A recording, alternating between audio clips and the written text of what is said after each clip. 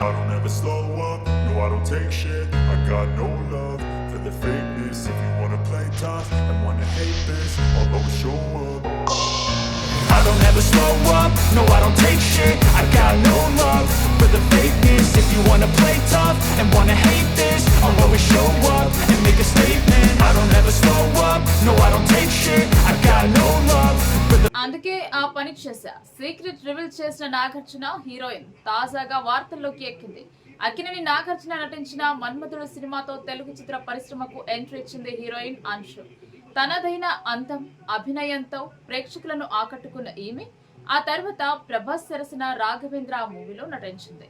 కానీ అనుకోకుండా సినిమాలకు బ్రేక్ ఇచ్చి పెళ్లి కూడా చేసేసుకుంది.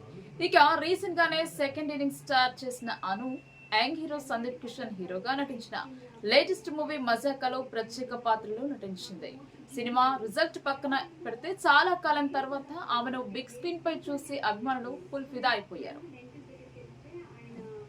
అయితే మూవీ ఈవెంట్లలో డైరెక్టర్ ఆమె గురించి షాకింగ్ కామెంట్స్ చేయడం పెద్ద దుమారం క్రియేట్ చేస్తే, ప్రమోషన్స్ టైంలో ఆమె తలకు గాయమై కనిపించడం అందరినీ షాక్ కి గురిచేసింది. తలకి ఓ బ్యాండేజ్ తో కనిపించిన ఆమె ఏం జరిగిందని చెప్పకపోవడం పలు అనుమానాలకు దారితీసింది. కొందరైతే పబ్లిసిటీ కోసం అలా చేస్తుంటారని నెగిటివ్ కామెంట్స్ అయితే చేశారు. ఇక ఇప్పుడు సోషల్ మీడియా వేదికగా ఓ వీడియోని షేర్ చేస్తూ అసలు విషయాన్ని చెప్పింది అంశు.